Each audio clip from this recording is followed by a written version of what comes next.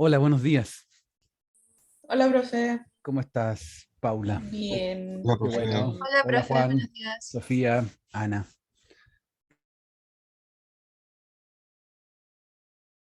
Hasta el momento somos un quinteto. Eh, bien, empecemos.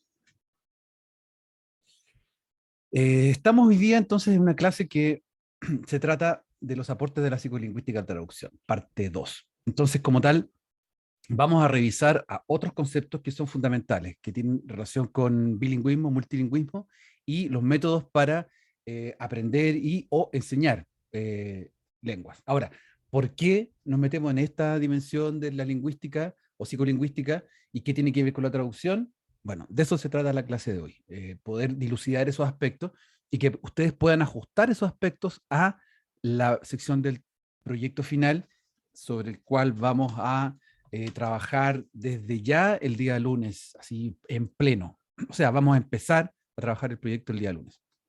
¿Ya? Bueno, al darles yo un ejemplo de cómo se hace el proyecto y por supuesto la pauta. Hay una serie de libros que dejé no sé si los pudieron ver, que están cargados en la clase anterior, la clase número 16. Y son estos que están aquí. ¿Ya? Los estoy presentando en el mismo orden en que están cargados. No se cargan por orden alfabético, sino que van cargándose por algún otro criterio. Estos son, primero, uno de Peresvay, que es Languages of the World, que es un manual muy interesante sobre, bueno, sobre lenguas, obviamente. Todo esto son bibliografía que ustedes, como tal, como dice acá, de consulta. No es que ustedes tengan que tomarlos todos, pero podrían eventualmente seleccionar partes de cada uno o quedarse con dos o con tres que les puedan servir para efecto de su trabajo. ¿Ya? Por ejemplo, el de Campbell, George Campbell, que es del 95, pero es un clásico, el Concise Companion of the World's Languages, es tremendo porque si ustedes se han fijado, la lógica de la lingüística que tiene que ver con tipología eh, funciona realizando los llamados sketches o bien muestras esquemáticas de la lengua. Y estos libros que yo les estoy presentando tienen o introducciones completas de tipos de lengua o de ramificaciones y familias de lengua, y o tienen estos esquemas comprensivos que permiten entender cómo funciona la lengua de los distintos planos. Entonces, toda esta información ustedes tienen que evaluar qué es lo que les va a servir dependiendo de la lengua que hayan escogido y dependiendo de lo que quieren, del aspecto que quieren resaltar más de esa lengua. Cuestión que, repito, lo vamos a revisar a partir del lunes con mayor propiedad. Profe, Sí. era solo para saber si nos podía dar como una especie de spoiler del trabajo, que al menos yo estoy un poco estresada porque tenemos Es que muchas cosas que hacer. se los he dado todo el rato, todo el tiempo. O sea, Sí, es un trabajo de seleccionar una lengua, la que ustedes quieran, y la van a presentar a través de un esquema como lo hemos hecho en las otras clases, o sea, morfológicamente cómo funciona, cuáles son sus características, una caracterización propiamente de eso, genéticamente también, de dónde viene, cuál es su familia, es una presentación amplia de la lengua, y luego vamos a aplicar algunas cuestiones que tienen que ver con adquisición, segunda parte, adquisición de la lengua. Y eso no se los puedo explicar ahora porque tenemos que terminar la clase de hoy y el lunes se los voy a explicar. claro, entonces lo que había dicho usted en las otras clases era que realmente podríamos empezar con, de partida obviamente, eligiendo la lengua y Exacto, viendo de dónde sale, una cosa así, exactamente, ¿no? exactamente. Y la Ya, tipología también. O sea, eso ya lo pueden avanzar desde perfecto. ya. Sí, eso ningún problema. La segunda parte que tiene que ver con psicolingüística es lo que se los voy a presentar el día lunes, no hoy. Pero ustedes ya se van a dar cuenta a medida que lo vayamos conversando en esta clase, porque no voy a jugar a los misterios, o sea, no voy a decirle, mira, vamos, vemos esto y, oh, el lunes salgo con otra cosa, nada que ver. No, no, ¿ya? Gracias, Todo tiene que profe. ver, ¿ya? Pero paciencia, paciencia. Sí, no es un juego de contar información, todo lo contrario, es paso a paso. De hecho, por eso esta bibliografía se las dejé y me gustaría que la pudieran revisar, que la descargaran y la tuvieran, porque de todos estos libros que están acá, hay uno sobre el cual, uno específicamente, que tiene información sobre psicolingüística, que es el que está ahí en el medio, Saville Troike, Muriel Saville Troike, Introducción a la adquisición de la segunda lengua. Ya, ese libro en particular, muchos de los conceptos que se ocupan en psicolingüística son de ahí, y hay capítulos que a ustedes les van a servir de información de consulta a propósito, por ejemplo, del método de enseñanza que les gustaría aplicar, porque un poco la idea es que cuando ustedes seleccionen la lengua, y que esto se los comenté en una clase anterior, es como, ¿de qué manera sería posible aprender mejor esta lengua? ¿No? Y esa reflexión es lo que vamos a revisar en esta clase. El libro de David Crystal también es un gran, como decía un profesor mío, un gran portento. ¿Ah? Un portento. ¿Por qué? Porque está maravillosamente organizado en capítulos cortitos, temáticos, que presentan una información acotada, abre y cierra el capítulo con eso y da la puerta para el siguiente. Entonces, es muy bueno el libro. Vamos a revisar, de hecho, hoy día una parte de eso. Así que les pido que si no lo han descargado, lo descarguen ahora, en este momento, porque lo vamos a ocupar en unos minutos más de la clase. ¿Ya? Es un libro que les sirve para todo, de consulta, incluso de consulta para otros cursos que tengan que ver con lenguaje y lingüística, porque tiene muchos temas. O sea, desde la perspectiva que se llame How Language Works, imagínense, es una pregunta tan amplia que obviamente tiene que contener muchos subtemas, y eso es lo que magistralmente hace este libro de David Crystal. Bien, voy a avanzar con respecto a la psicolingüística. Segunda parte. Esta definición es muy precisa, me parece que es muy consistente para que nos quedemos con ella, en cuanto que define que lo que aquí nos interesa es estudiar los factores psicológicos, lingüísticos y neurológicos que capacitan a los humanos para la adquisición, uso y comprensión del lenguaje. Eso es una tarea eh, rápida de declarar y compleja de abordar, porque tiene muchas aristas. Nosotros lo vamos a ver siempre desde el punto de vista mucho más lingüístico y desde la traducción, desde lo que nos sirve a nosotros. Por eso lo hemos enfocado así. Eh, Nosotros hemos visto razones científicas y métodos para estudiar las lenguas. Ahora, la pregunta que viene en este momento desde la psicolingüística es si existe alguna otra razón para investigar lenguas aplicando los métodos que estamos practicando, perdón. Y eso lo vamos a ver a través de un video un poquito más adelante, ya hacia el final de la sesión de hoy. Bien, David Crystal, en estos capítulos que les presento acá, 4, habla de estos temas. O sea, también podrían, en paralelo a Saville Troike, tal vez podrían concentrarse en esta parte para explicar usarla para la segunda parte del proyecto, como eh, conceptos de multilingüismo, bilingüismo, cómo abordamos muchas lenguas, la traducción e interpretación, que vamos a revisarlo ahora en esta clase, y la enseñanza y aprendizaje, donde también se entregan algunas definiciones.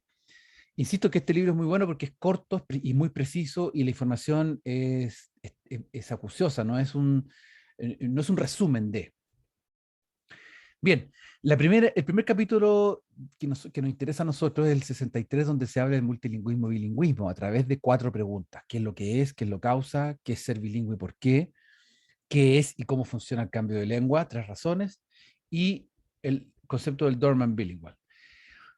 Obama es uno de los personajes más conocidos en el mundo, no solamente por ser un rockstar de la política internacional, sino porque por una una de las cuestiones que más le molesta al conservador republicano, que provenga de otra cultura, de otro país, y que tenga en su genética familias distintas, y otra cosa que puede ser que no se considera, pero que es un hecho súper interesante para nosotros, es que él refleja uno de los fenómenos más interesantes en el mundo, que son los famosos Thurman Bilingual, que es como una especie, ahí les pongo una cita en inglés de François Grosjean, que es el autor de ese artículo que está ahí arriba linkeado, y que se pregunta en realidad, bueno, ya, está bien, los bilingües pueden hablar 2 o 3 lenguas y eso está en el papel, en la teoría, pero en la práctica, un bilingüe no es 100% bilingüe,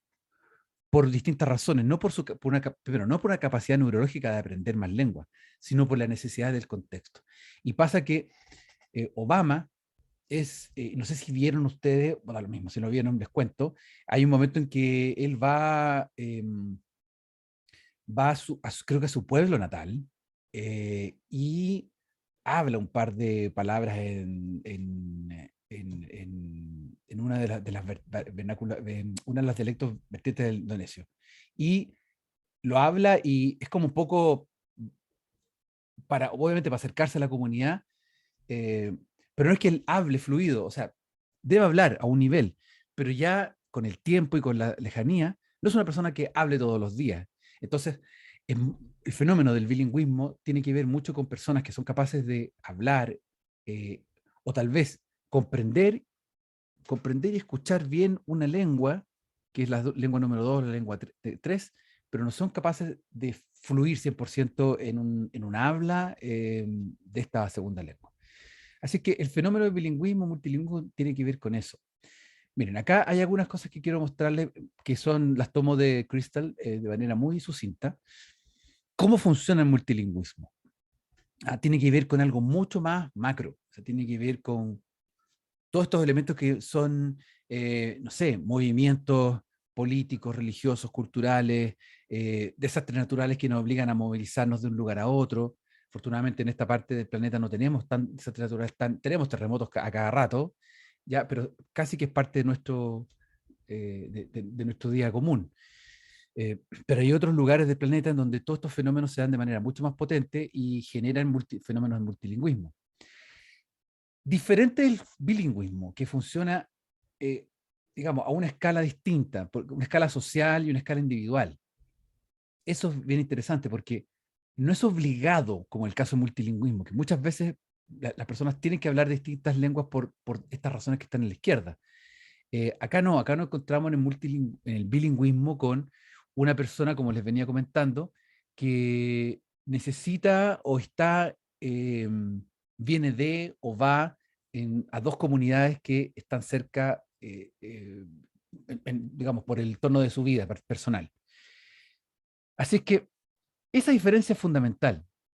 eh, y de hecho, si lo ponemos más en la práctica, y esto ahora vamos a relacionar con nuestro día a día, es que una persona bilingüe, claro, se relaciona con otras personas monolingües y en contextos multilingües. O sea, hay una relación, la persona bilingüe tiene claras ventajas, digamos, ventajas de manifestaciones de habilidades de performance al tener estas dos lenguas, pero a veces son, no solamente para desplegarlas como una gracia, sino que tiene que ver con una necesidad.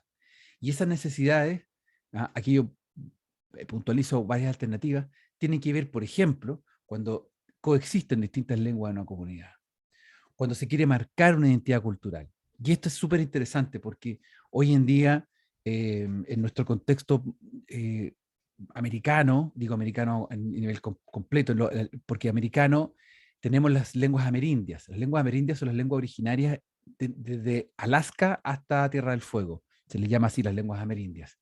Y todas esas lenguas amerindias, nosotros en Chile tenemos un listado de lenguas amerindias. Las más famosas son las quechua, Rapa Nui, Mapudungún, Aymara. Son como las cuatro más conocidas, famosas. Las otras, Selknams y Kawáskar, se extinguieron.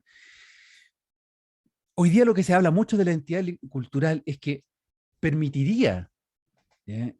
Si nuestra sociedad chilena dejara a un lado ciertos prejuicios que vienen de otros lados y entendiéramos que poder hablar, comprender o escuchar algunas de estas lenguas amerindias que son parte de nuestro territorio, llamémoslo así, permitiría potenciar una identidad cultural, permitiría que las personas nos conociésemos más.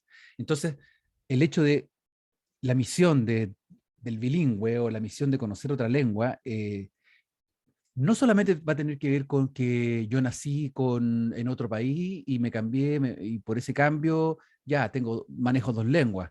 Y bueno, sí, es una gracia, sí, claro. No, no solamente eso, o sea, nosotros podemos hacer un esfuerzo consciente y voluntario en nuestra vida de aprender otras lenguas, precisamente para generar una identidad cultural, en el caso de este tipo de situaciones como las que vivimos en nuestro país. Lo otro es que las lenguas tienen registro y se usan con distintos fines específicos. De ahí el hecho que para expresarse mejor un individuo puede necesitar distintas lenguas y eso lo hace súper interesante. De esa manera, para efectos nuestros, de como hablantes que somos prácticamente, entre comillas, monolingües, porque aparte de la clase en este momento, aparte de la clase o tal vez de un grupo de amigos que ustedes tengan para hablar japonés, por ejemplo, en general se expresan monolingüísticamente. Y eso es súper necesario. O sea, nosotros como hablantes monolingües también necesitamos ponernos en la lógica del bilingüe. Es decir, de que podemos tener códigos y variantes distintos para poder significar mejor nuestros contenidos. Y con esto termino esta primera parte de speech. Es que, en otras palabras, no somos estrictamente monolingües. La naturaleza del ser humano es ir más allá de una propia lengua, porque la misma lengua sirve como un vehículo para generar distintos registros. Y en la medida en que nosotros somos capaces de entendernos con nuestra familia, con nuestros amigos, en el trabajo, después en la universidad, con ciertos actores políticos en otro lado, acá, en la medida en que uno abre el espectro y empieza a entender a distintas personas, empieza a comunicarse con esas distintas personas que se mueven en distintos lugares, estamos utilizando de base el concepto del bilingüismo. O sea, estamos trabajando distintos registros para poder comunicarnos con las distintas personas. ¿Ya? En ese sentido, la traducción tiene un papel fundamental. La traducción permite realizar ese tipo de cosas. Bien, vamos a realizar una reflexión en el capítulo 64 sobre estos 4 puntos que están acá. ¿Ya? Son muy breve. En el capítulo 64 aparecen 4 cosas. Las 4 maneras de romper barreras lingüísticas, la traducción e interpretación. ¿Cuál es la más adecuada? Señala los tipos de interpretación. Eso es así bien, está en el detalle así bien preciso. Y 4, esta pregunta es bien interesante porque abre tema de discusión. Señala cuál es el problema europeo y su relación con la traducción mecánica. ¿Ya? Vamos a armar 2 grupitos porque somos pocas personas, vamos a armar 2 grupos y vamos a trabajar en esto durante 10 minutos, ¿ya? No más de 10 minutos, como máximo, yo creo que un poquito menos. Ya, Si no es profe. ya, sí, está bien, 10 minutos. Nos vemos un ratito más, estoy acá yo cualquier cosa.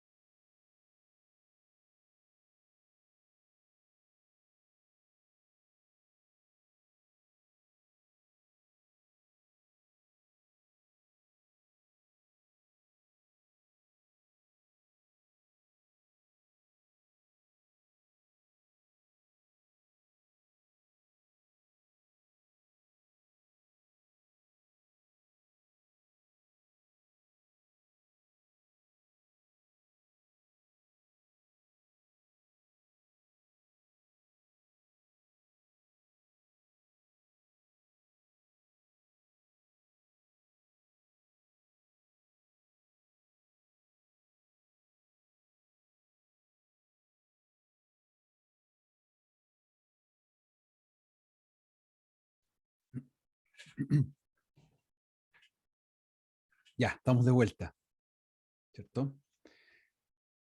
¿Qué tal? ¿Qué les pareció? Yo sé que, bueno, hay harta información cuando uno va leyendo, aparecen cosas, detalles, pero ¿qué les pareció? No fue complicado, yo pensé que, o sea, de partida caché que el libro no, como usted había dicho recién, no era tan largo, los capítulos No, tampoco para eran nada. como de 10 páginas. Exacto. Entonces lo hicimos bastante rápido, de hecho Ya, qué terminamos bueno. un poco antes de lo que usted había dicho. Excelente, Sí, yo también excelente. pensé que iba a ser más denso, pero la verdad es que no íbamos discutiendo y saltábamos al tema siguiente y así, y al siguiente y Perfecto. así, súper. Sí, además Y como que esto lo habíamos visto un poco con la profe Rosa, así que igual cachábamos del tema. perfecto. O sea, mejor todavía. O sea, vienen preparados y son personas rápidas y audaces, inteligentes. ¿Cuáles son las 4 maneras de romper las barreras lingüísticas según que propone Crystal? ¿Cuál les parece a ustedes más razonable o más, como, digamos, práctica, al alcance? Ahora, ¿por qué? Digamos, ¿cuál es el contexto? ¿Por qué señala Crystal que podrían existir 4 maneras de romper las barreras lingüísticas? Eso sí, yo creo que esa es la primera pregunta que hay que hacerse. ¿Qué les parece?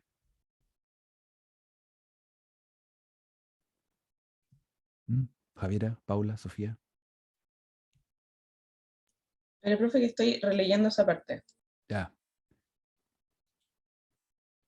Es justo la introducción. O sea, como que él dice, vivimos en un mundo multilingüe, todo el mundo tiene posibilidades, pero en realidad nadie hace uso de esto, hay casos excepcionales y como que la gente no se atreve a hablar más lenguas de las que podría hablar. Ese es como lo que él plantea, como de entrada al capítulo.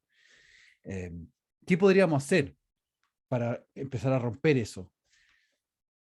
Generar un contexto en que la gente empezara o sea, y no solo la gente así como personas individuales, sino como comunidades, como sociedad, como grupos de personas que empezamos a hablar lenguas.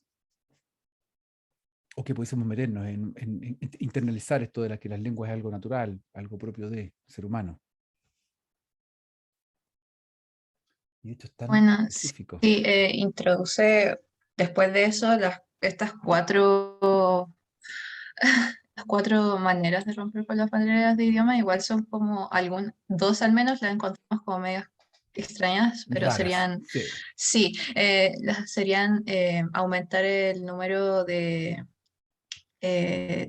de servicios de traducción e interpretación, inventar un lenguaje auxiliar, ¿Ya? Sí, sí, todos sí. van a entender, introducir una lengua existente como un mensaje mundial que todos van a entender y es que lo estoy leyendo en inglés. Sí, Em, dale. Proveer.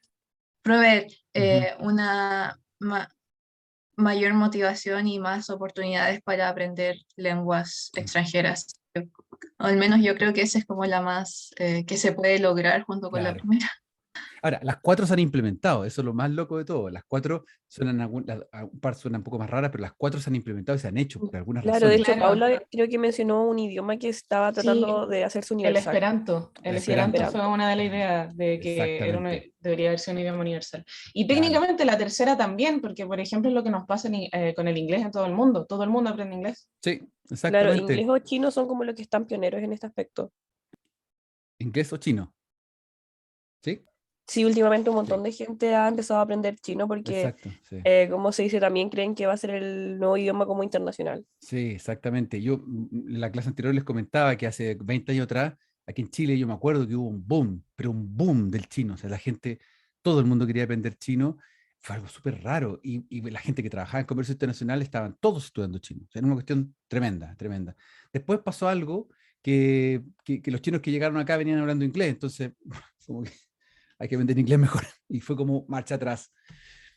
Ya, las 4 que ustedes mencionaron, que mencionó Sofía, son, y los comentarios que ustedes hacen sobre esto, claro, particularmente el Esperanto fue, antes del inglés, fue el intento de generar una lengua común. Pero a mí me llama la atención el hecho que Crystal señala, esto de potenciar o aumentar el servicio de traducción e interpretación, que yo lo veo como, esa aseveración la veo como un intento de visibilizar también y de educar a la comunidad, o digamos, hablemoslo en términos de mercado, educar a posibles y futuros clientes que necesitan el servicio, que lo necesitan pero no lo han visto. Tienen un requerimiento que tiene que ver con traducción y comunicación, pero no lo han visualizado como tal. Y yo me acuerdo, o sea, te voy a hablar año, no sé, más de 20 años atrás, me acuerdo de haber tenido contacto con gente que necesitaba traducción y que, bueno, primero la minimizaba o cuando ya se daba cuenta que necesitaba un servicio, trataban de bajar y bajar, porque no le veían la utilidad. Y después cuando recibían un producto de traducción, eran como, esto parece que sirve. Y así de a poco se ha ido incrementando la cultura de servicio de traducción e interpretación. A medida que viene un boom del comercio internacional y llegó mucha más gente extranjera a Chile, y bueno, generalmente comercio, finanzas y otros ámbitos, eh, la traducción y la interpretación subieron un peldaño, o sea, como que realmente se visibilizaron como servicios realmente necesarios. Eso tomó como 20 años, o más tal vez. Ahí me pueden corregir tal vez otros profesionales de traducción, pero fue así. Así que es un tema que viene, que bueno, se plantea desde ese punto de vista como una de las formas de romper barreras de lingüística y generar este ámbito de bilingüismo. La segunda pregunta, o la segunda interrogante, tiene que ver con traducción e interpretación. ¿Cuál sería la más adecuada? ¿Qué les parece a ustedes? ¿Es posible hablar de que una sea más adecuada que otra? Mm, yo, Ana, Juan, Pamela. yo al menos creo que depende demasiado de la situación, como que cada una se ajusta a una situación demasiado puntual Exacto. y es como complejo ver como cuál es más adecuada.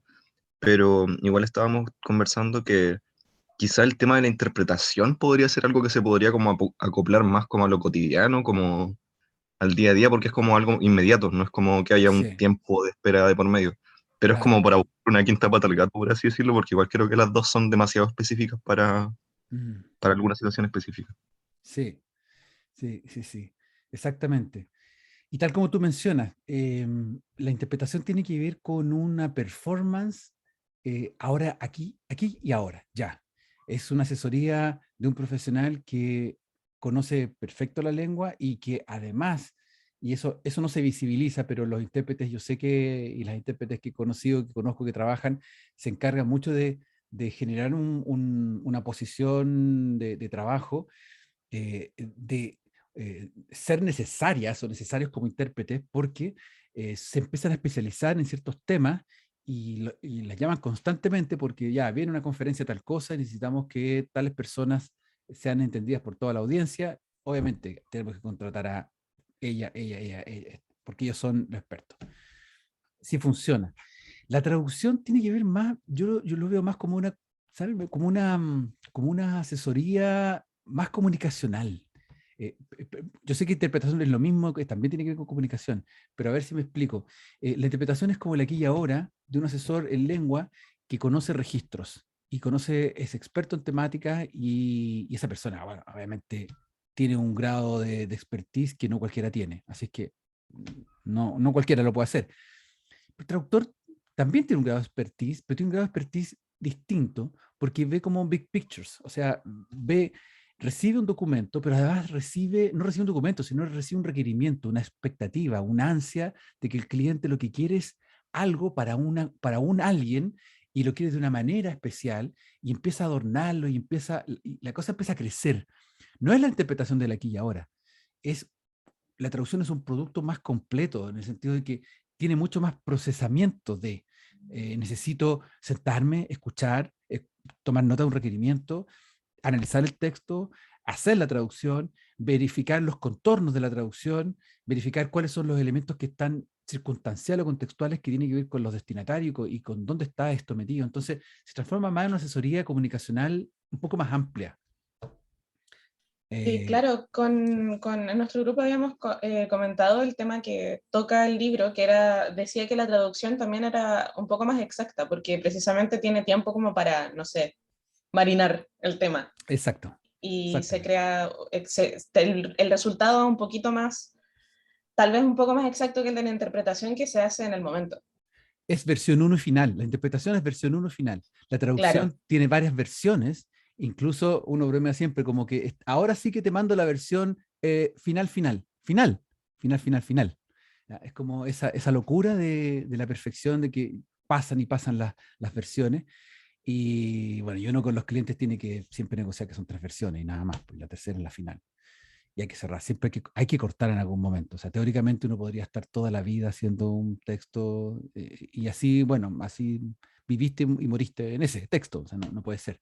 Es como un psycho eso. Entonces hay que, por, digamos, razones humanas, hay que cortar en un momento. Los tipos de interpretación, rápidamente, ¿se acuerdan cuáles son? Porque eso lo deben haber visto aquí solamente para mencionar la anécdota. Consecutiva y simultánea. Consecutiva y simultánea, exactamente. Que son tan viejas como Como el idioma mismo. como el Sí. idioma mismo y como el Homo sapiens parado en la Tierra. Es como Claro. eso. Siempre se necesitaron. ¿Cuál es el problema europeo y la relación con la traducción mecánica? Porque David Crystal plantea un problema europeo. ¿Ah? Lo plantea como europeo para poder hablar. En el fondo es un pretexto para poder hablar de la traducción mecánica posteriormente. ¿Cómo lo ven eso?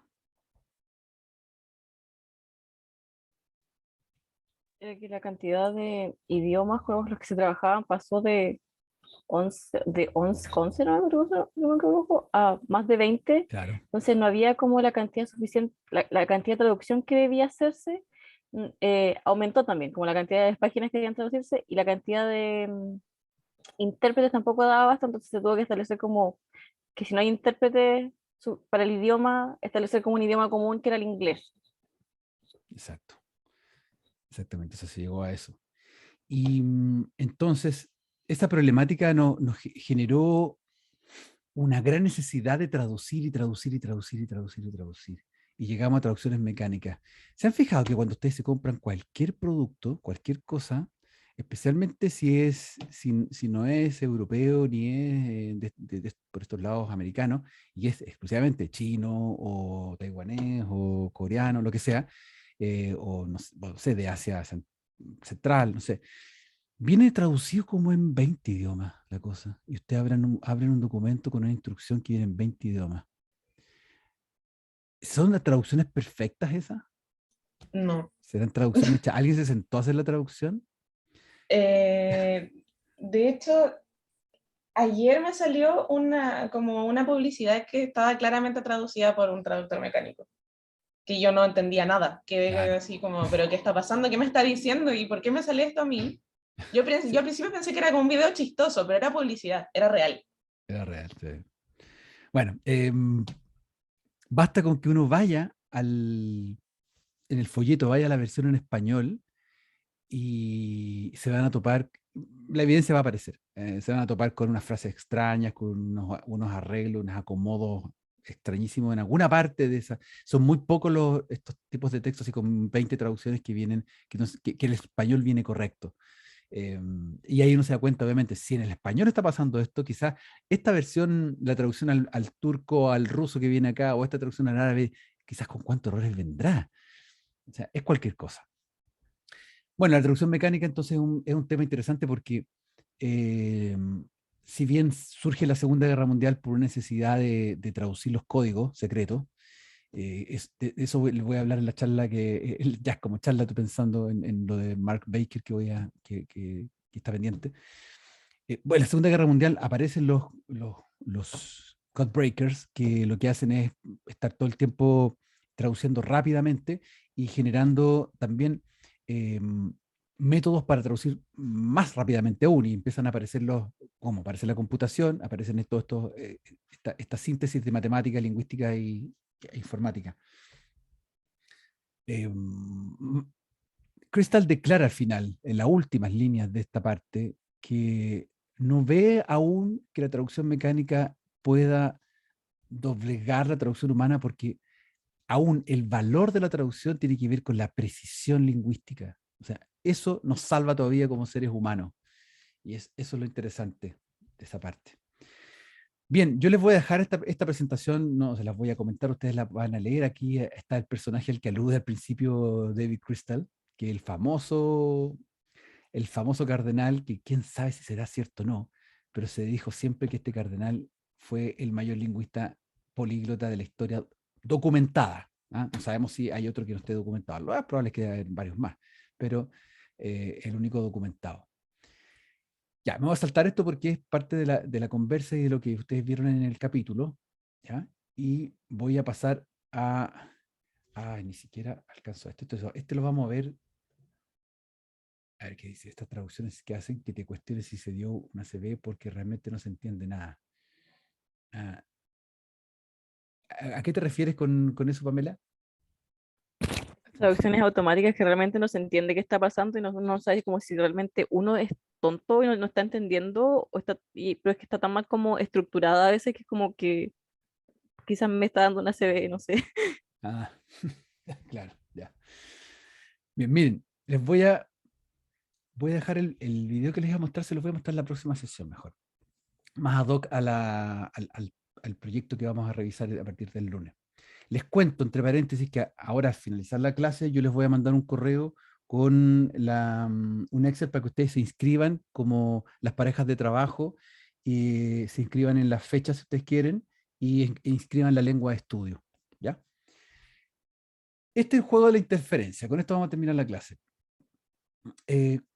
Digamos, cuando aprendemos inglés como segunda lengua extranjera, se manifiesta siempre el background lingüístico de cada uno. ¿Ya? Y a veces eso pone ciertas dificultades. Entonces, vamos a escuchar un texto en inglés que va a ser leído por 5 hablantes distintos, obviamente porque sus lenguas maternas son distintas, entonces se van a escuchar distintos, y vamos a adivinar cuál lengua materna es de cada hablante. ¿Ya? Este es el texto que vamos a leer, vamos a escucharlo hasta la mitad porque si no, no vamos a alcanzar. ¿Ya? Pero este es un texto para que vean, un texto tipo, descriptivo, donde alguien cuenta la historia del tío, que es muy bueno en el trabajo, profesor universitario, muy inteligente, hace esto, hace otro, bla, bla, bla, bla. ¿Ya? Vamos a escuchar al primero. Perdón. Ahí está.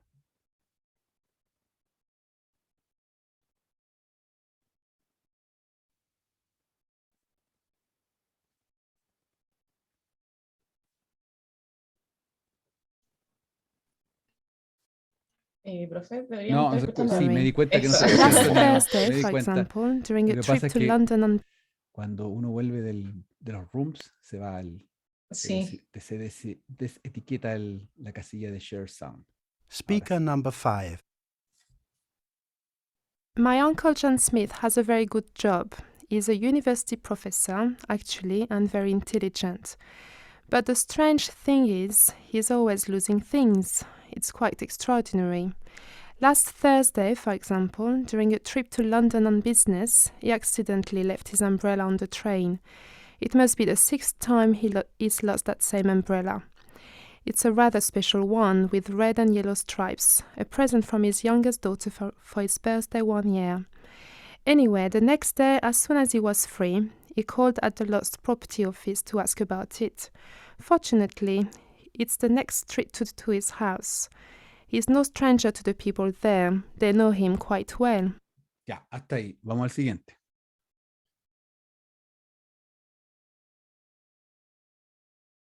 Speaker number 7. My uncle, John Smith, has a very good job. He's a university professor, actually, and very intelligent. But the strange thing is, he's always losing things. He's quite extraordinary.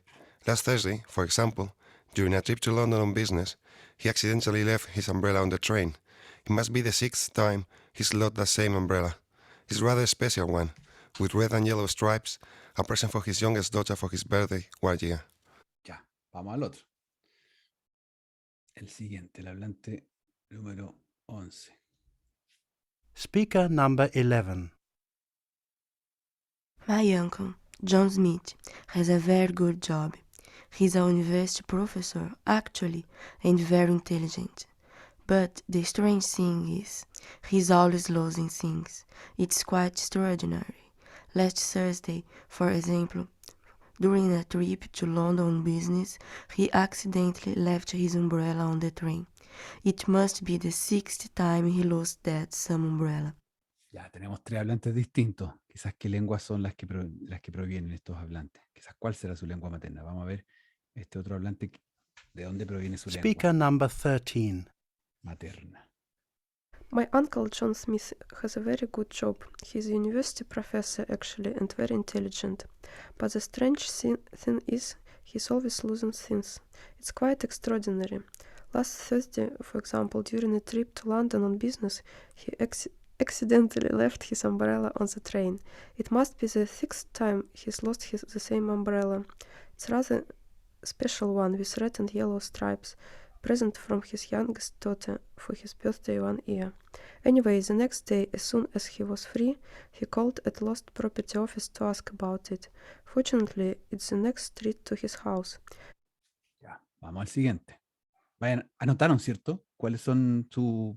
Sí, ¿cierto? estamos anotando. Vayan anotando un par de posibilidades para ver cuál podría ser el hablante. Vamos a ver este otro.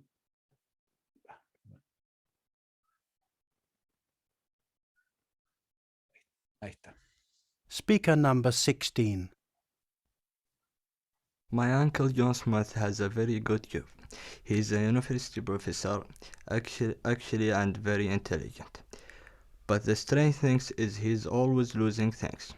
It's quite extraordinary. Last Thursday, for example, during a trip to London on business, he accidentally left his umbrella on the train. It must be the 6th time he's lost the same umbrella. It's rather special one with red and yellow stripes. A present from his young... Ya, vamos al siguiente. Speaker number 23. My uncle John Smith has a very good job. He's a university professor, actually, and very intelligent. But the strange thing is, he's always losing things. It's quite extraordinary. Last Tuesday, for example, during a trip to London on business, he accidentally left his umbrella on the train. It must be the 6th time he's lost that same umbrella. It's a rather special one with red and yellow stripes. Y el último, ahora sí. Speaker number 25. My uncle John Smith has a very good job. He's a university professor, actually, and very intelligent. But the strange thing is, he's always losing things. It's quite extraordinary. Last Thursday, for example, during a trip to London on business, he accidentally left his umbrella on the train. It must be a 6th time he lost the same umbrella. It's a rather special one with red and yellow stripes, a present from his youngest daughter for his birthday one year. Anyway, the next day, as soon as he was free, he called to the Lost Property Office to ask about it. Fortunately, it is in the next street to his house. He's no stranger to the people there. Listo. Ahora vamos a ver las respuestas correctas. Tenemos este listado de hablantes, 7 hablantes. Ahora es como que, me dan ganas como que ahora yo leo el texto para ver cómo suena. Sí, cuáles son las diferencias.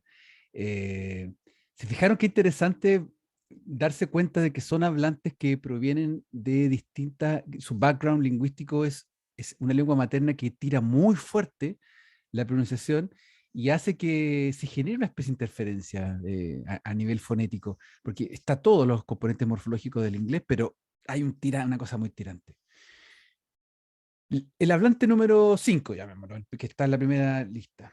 A ver, ¿les parece? Miren, lo que voy a hacer, voy a poner todos los... En la columna B voy a listar todos digamos, la correspondencia de hablante y ustedes chequean a dónde les pareció, dónde la chuntaron, digamos, dónde su intuición les permitió llegar a.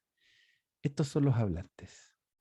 El primero era en francés, el segundo en español, después portuguesa, ruso, o sea, brasileña, ruso, árabe, no sé de qué parte, pero un árabe, japonés y coreano. ¿Cómo anduvieron?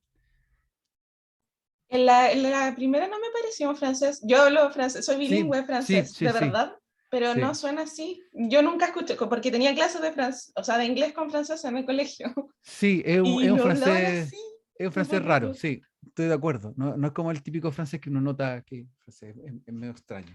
Puede que sea un francés especial de alguna De zona. Suiza, yo creo que algo así, Puede porque haber de sido. Francia no era, imposible. porque Les lo puedo hablar descartamos yo por con ese alemán. acento. Claro. Claro, dijimos que quizá era alemán porque igual tienen algunos Sí. sonidos similares. Y aparte de eso, le achuntamos nosotros por lo menos a todo el resto. Claro, puede ser un francés suizo porque los suizos hablan francés, alemán, italiano, hay una Sí, mezcla ahí. hablan varios idiomas, pero Sí, hay- los franceses de Francia no pronuncian así, pronuncian muy mal. El, Perdón que lo el- diga así. sí, el hablante 7 era español de España, ¿cierto? Eso se dieron cuenta inmediatamente. Era como escuchar a Javier Bardem hablar en inglés. ¿No? O sea, sí.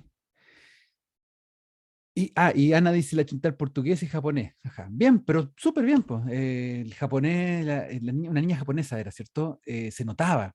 Y el último también se notaba un poco coreano. Fíjense, se notaba que podía ser coreano. Sobre todo que el coreano está tan popular ahora, entonces la gente lo puede captar más. Claro, yo me di cuenta por la palabra profesor, porque la F no la pronuncian, no tienen ese sonido. La hacen Claro. como una pa, hacen como ese tipo de sonido. Claro, claro. Qué Yo me di curioso. cuenta cuando dijo birthday, porque lo pronuncian de una forma muy distinta, como birthday, algo así. Así que me di cuenta y dije, ya lo confirmé con eso. Perfecto, excelente. Bien, pues se nos acabó el tiempo la clase, sí, ya no queda nada. Bien, salimos de acá. Chan. Ahí tenía un bonus, pero no, eso no lo vamos a ver ahora. Vamos a hacer lo siguiente, porque es una cuestión de tiempo. La próxima sesión, entonces, vamos a revisar lo de los métodos de aprendizaje, enseñanza-aprendizaje, más en detalle mejor. Y vamos a revisar un ejemplo, junto con la pauta del trabajo, vamos a revisar un ejemplo de cómo se formularía este trabajo, de tal manera que no tengan ningún problema en realizarlo. Y desde ya, como conversamos al inicio de la sesión, escojan ya la lengua, o sea, eso sí o sí tenganlo definido hoy día, por favor, de tal manera que si pueden avanzar el fin de semana en eso, estupendo, si no, no hay problema, pero ya teniendo escogido una lengua, ustedes ya se hacen una idea de a dónde van a ir. O sea, vamos a trabajar, vamos a describir esa lengua en términos de su componente genético, o sea, de dónde viene, su familia lingüística, la tipología que tiene, el famoso esquema lingüístico que se presenta en la lengua, y vamos a tomar temas como qué método sería mejor para aprender esta lengua, ¿ya? De qué manera, desde el punto de vista de la psicolingüística, nos apoya para poder aproximarnos a esa lengua. Esa es la reflexión que tenemos, con la que tenemos que quedarnos hoy día, de manera que podamos en la próxima clase entrar ya de lleno al proyecto final. ¿Ya? Bien, pues, ha sido una clase rápida. Qué bueno que hayan asistido y nos vemos entonces ya el próximo lunes. Traten de descansar, ordénense y la próxima semana será una semana bien dinámica. Sí, pero igual, al menos lo que estamos viendo, lo que vimos este semestre, a mí me está entreteniendo harto. Así que Ya, qué creo que bueno. con este trabajo no voy a sufrir. No, no va a sufrir para nada. Es un trabajo entretenido. Es realmente entretenido ¿Profe? porque es una reflexión. ¿Sí? Dijo que hoy día iba a mandar como la Sí. lista para inscribirse. Ah, ya, bacán. Cerrando acá, les Ya, mando súper. la lista. ¿Ya? Ya, bacán. Listo. Ok. Que estén muy bien. Nos vemos. Chao. Chao, profe, que le vaya bien. Chao, profe, que esté bien.